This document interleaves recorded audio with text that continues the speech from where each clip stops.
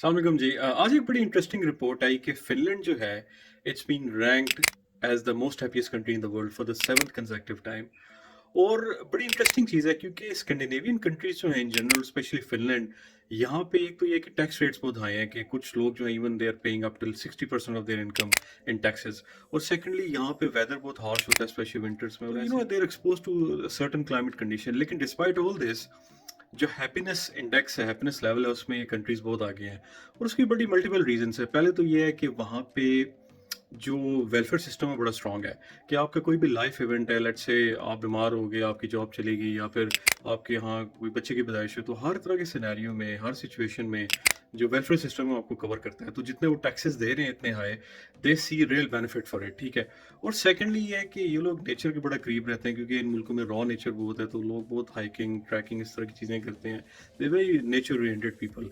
तो ये कुछ रीजंस है कि they are very happy in these countries. और ये बड़ी एक इंपॉर्टेंट चीज़ है क्योंकि इट टेल्स अस कि जनरली हमारे यहाँ नोशन होता है स्पेशली एशियन कंट्रीज में कि जी happiness is just directly link to money. तो ये चीज़ जो है, ये जो फिनलैंड वाली जो चीज़ है, इट प्रूव्स इट रॉन्ग। क्योंकि money can contribute to happiness, लेकिन ultimately there are many other factors कि जिस तरह सोसाइटी में कितनी इक्वालिटी है, आप कितना सिक्योर फील करते हैं being part of this society in terms of your financial security, your general security, आप कितना इंडल्ज करते हैं अपने आप को एक्टिविटीज़ में, नेचर में।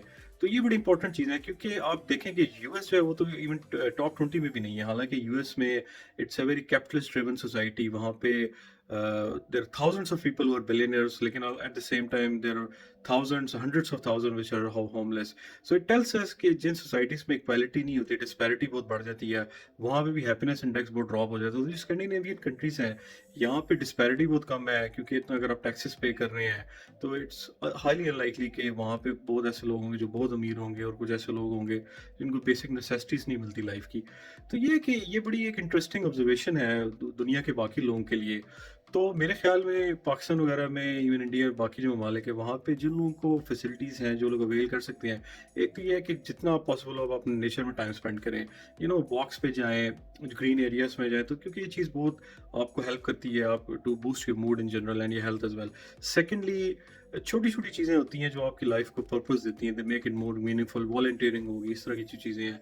और थिर्डली ये है कि लेट्स होप कि जी एक पॉइंट आए, एशियन कंट्रीज़ हैं इंक्लूडिंग पाकिस्तान, वहाँ पे वेलफेयर सिस्टम इतना स्ट्रांग हो कि takes care of all segments of society, और naturally that will make a more happy nation, a more happy country, and that. Thank you.